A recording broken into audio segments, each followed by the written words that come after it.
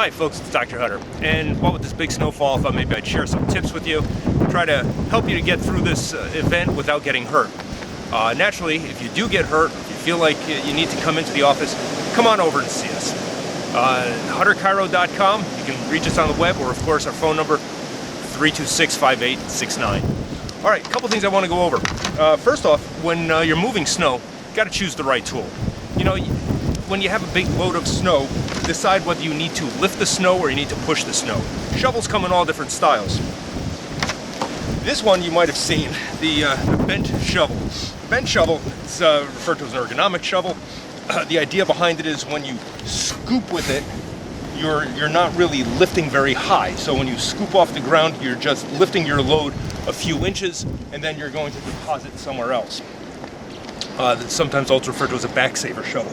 They're pretty terrific, but if you have a deep snow like this, they become kind of cumbersome because, of course, you want to take small bites. You want to take little bits of snow and move it at a time so you're not moving a heavy load. Now, speaking of small bites, flat blade shovel might be better for doing just that. You might be able to take a load off the top and move it. A short-handled shovel is going to be more efficient in terms of carrying a heavy load, but a longer shovel might be appropriate for a taller person. This having a curved blade is going to be more of a pusher shovel. So maybe you need to clear an area and you want to push a load of snow. They're not very good at scooping, but again, you can lift bites of snow and you work your way down to the base. Now, in terms of body mechanics, let's face it, this is a physical activity. You want to warm up. If you've been given exercises by us at the office, exercises 1 through 4 or 1 through 8, please do them beforehand. Get your body loosened up, warmed up, get yourself ready for a physical activity. This might be an hour of activity that you're not accustomed to.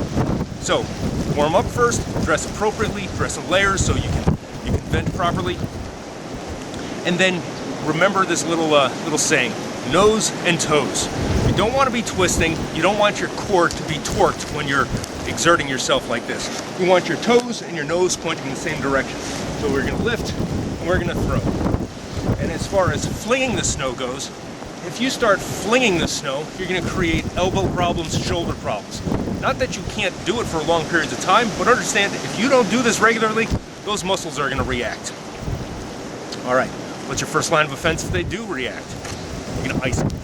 I know we got a blizzard going on. The wind is blowing. It's 15 degrees out here.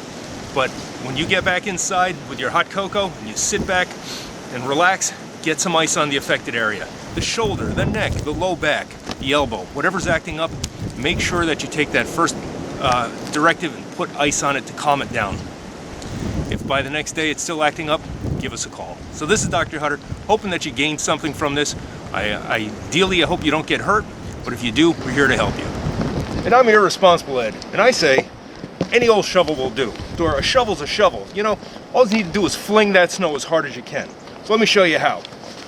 First thing you want to do is get as much snow as you can, because you know what? The faster you get this done, the faster you can get back inside. So you take big scoop, big scoop. What you want to do is get a good twisting motion and fling that snow. You see shot putters in the Olympics. You know what they do. They get that big twisting motion, get the whole body into it. You got to get your core into that movement.